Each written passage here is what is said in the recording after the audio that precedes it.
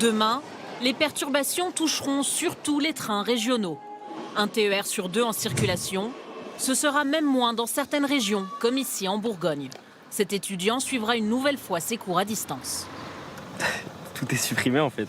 Bah là, j'aurais pas pu, tout simplement. Hein. Mon train de demain est annulé, donc c'est pour ça qu'on a avancé notre train. Ça impacte la vie de tous les jours, on a des plans, on a des trucs de prévus et ça change.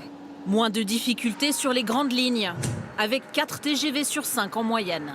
Trafic normal pour les métros, bus et trams à Paris. À l'aéroport d'Orly, 30% des vols seront annulés. Une journée de mobilisation moins suivie, y compris dans les services publics. Il y a 15 jours, la mairie de Montreuil avait baissé le rideau. Demain, tous les services seront assurés. C'est quand même une bonne chose qu'elle puisse rester ouverte, même en temps de grève, puisqu'elle a quand même des services minimum à assurer. On a quand même besoin des services et besoin de la municipalité. Peu de perturbations dans les écoles demain. Certaines classes pourraient fermer dans la zone C, les autres sont en pleines vacances d'hiver. Grande première, demain, les leaders des principaux syndicats ne défileront pas à Paris, mais à Albi. Comment la préfecture du Tarn se prépare-t-elle à accueillir les cortèges? Que pensent les habitants de cette réforme des retraites? Mathieu Limoulin et Frédéric Petit.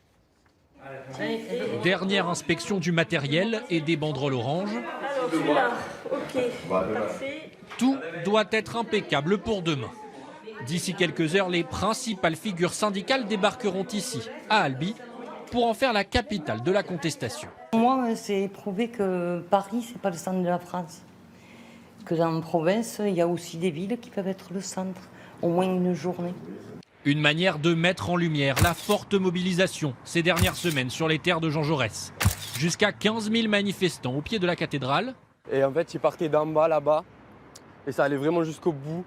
L'équivalent d'un habitant de l'agglomération sur 6. Il y avait totalement tout. Ça va de la famille, des enfants, des leaders syndicaux, des entrepreneurs. C'est la manifestation qui a attiré peut-être le plus de monde sur Albi depuis bien longtemps.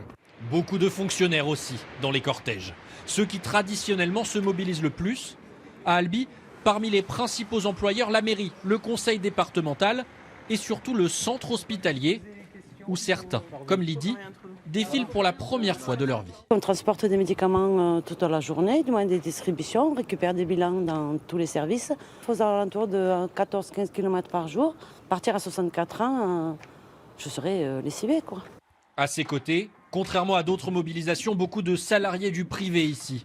Ce technicien de maintenance a été de toutes les marches contre la réforme, par crainte de ne pas arriver à finir sa carrière en bonne santé, mais pas seulement. Non, il n'y a pas que la retraite, il y a tout. Donc c'est manifesté pour les retraites. Mais c'est vrai que dans la tête de tout le monde, on n'oublie pas tout ce qui est inflation, électricité et tout ça. C'est sûr. C'est la goutte d'eau qui a fait déborder le vase en fait. C'est ça. Pour la journée de demain, les syndicats ont un objectif, réunir 2 fois plus de manifestants que lors des précédentes mobilisations. Merci d'avoir regardé cette vidéo. Abonnez-vous pour ne pas manquer les prochains épisodes. À bientôt.